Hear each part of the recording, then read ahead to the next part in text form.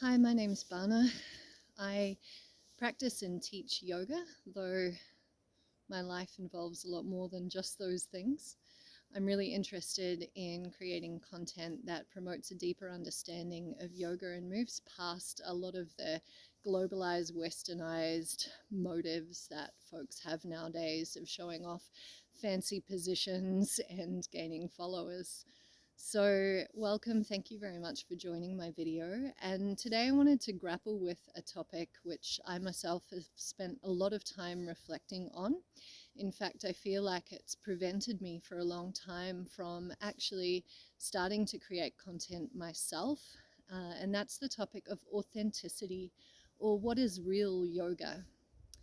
And this, I hope, is something that everybody who practices yoga now, and particularly who comes from a Western context, is reflecting on a regular basis. I think that kind of reflection is only going to benefit our practice, even if it might cause us to think twice about the way that we present ourselves online. So, you know, yoga is such a very diverse tradition. It's got so many branches in so many different cultural backgrounds that it's impossible to deal with that topic comprehensively in a short video. However, I'm going to offer you one way of approaching it that works for me. And that's beginning with a definition of yoga that is actually not about the practice so much as it is about a state or a stage of being. So in a state or a stage of yoga, someone might recognize that beyond their personality, beyond the material stuff of their lives, beyond even the intellectual and emotional aspects of their lives, there is this beingness within them, this presence that is observing, that is recognizing all of these phenomena. And so we might name that aspect awareness or presence or consciousness. It doesn't really matter what we name it because it's beyond names, it's beyond labels and words.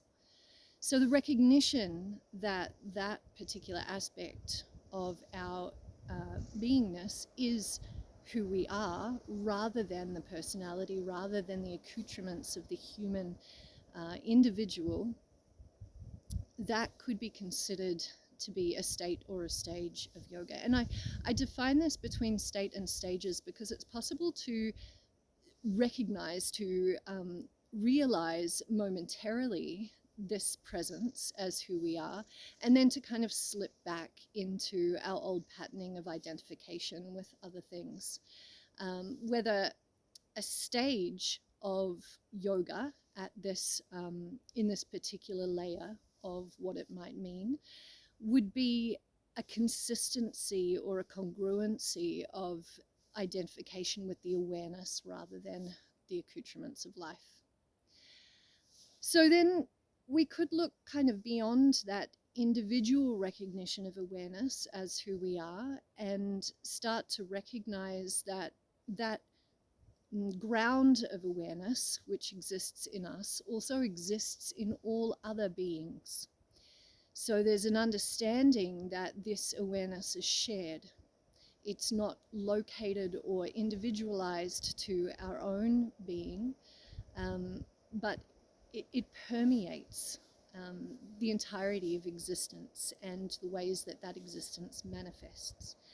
And so this is perhaps what is pointed to when people use the terms unity consciousness or oneness.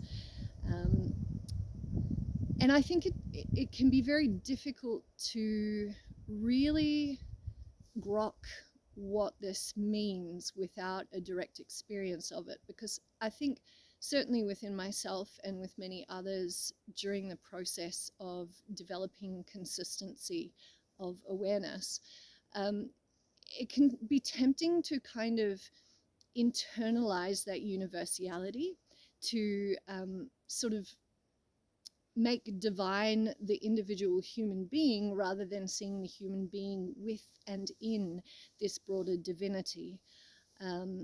So universal consciousness can sometimes be misleading to some people if we only see it as the universe being within us rather than us being within the universe.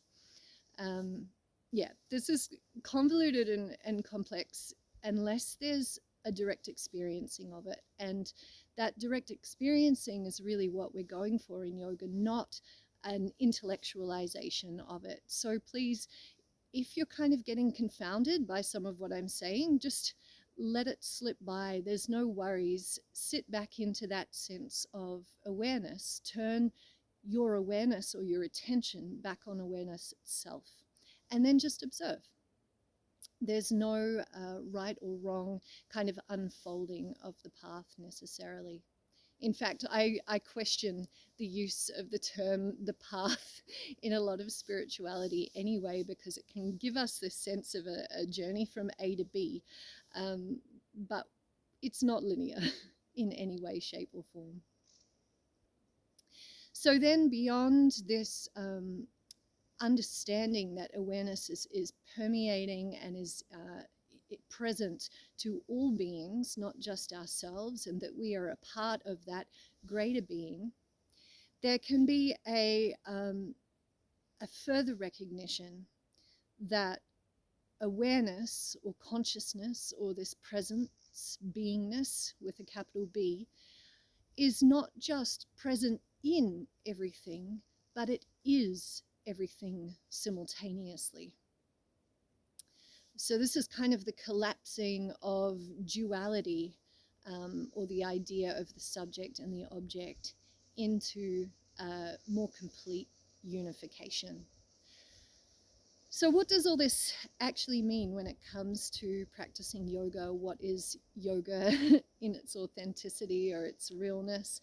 And certainly I'm aware of my own cultural background, being Irish Australian and not necessarily having a very deep kind of academic understanding of the Sanskrit texts that gave rise to this, simply my own kind of personal movement towards yoga as a state and a stage. But taking all of that into account, what I sit with nowadays in my contemplations of this is that given the diversity of practices, cultural arisings, and many, many arms of this topic of yoga as a kind of progression towards this collapsing into or settling back into non-dual unification, is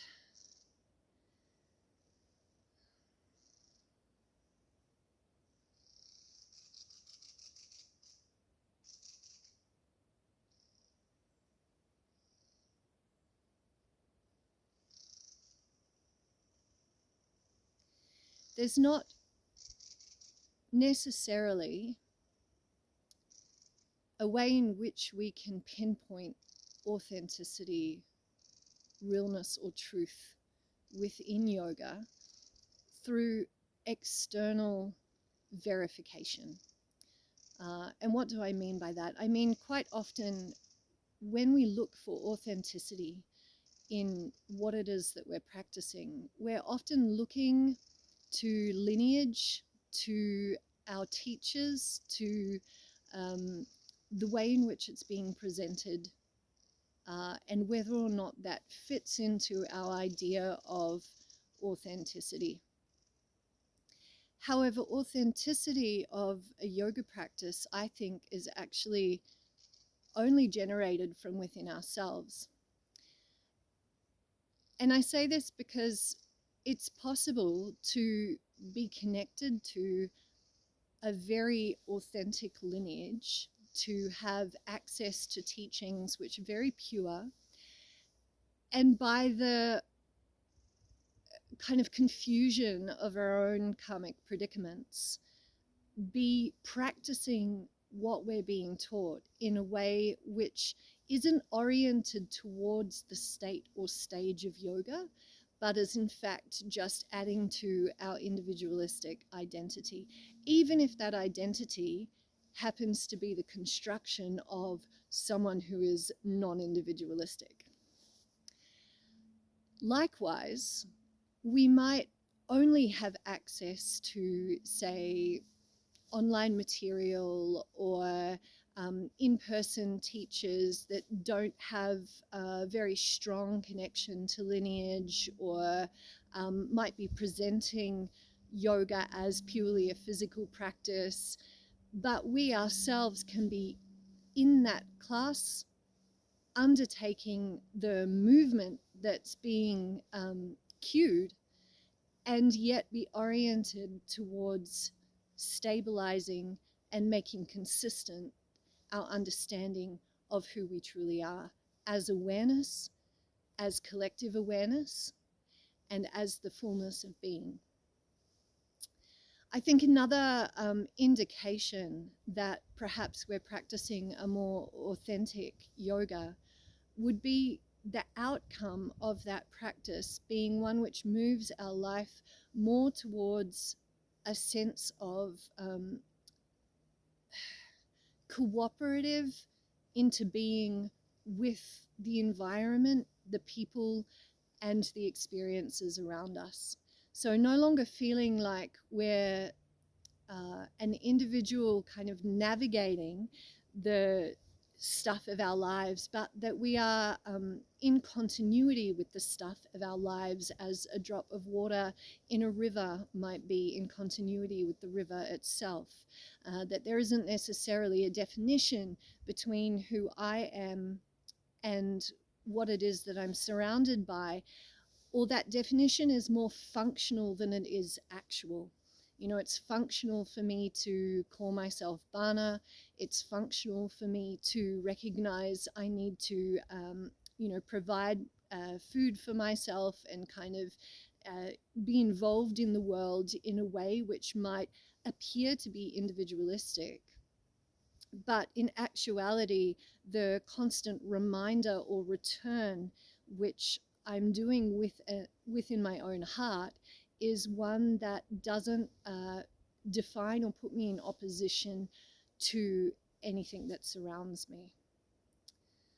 Yeah, anyway, there's so much more that I could address in this topic, but this is one of my first videos, so I'm going to keep it short and sweet, and hopefully if you're grappling with similar questions within yourself, you found this helpful, maybe you'd like to leave a comment. I'd love for you to hit the subscribe button if you have an interest in hearing more of this kind of content, and I'll see you next time.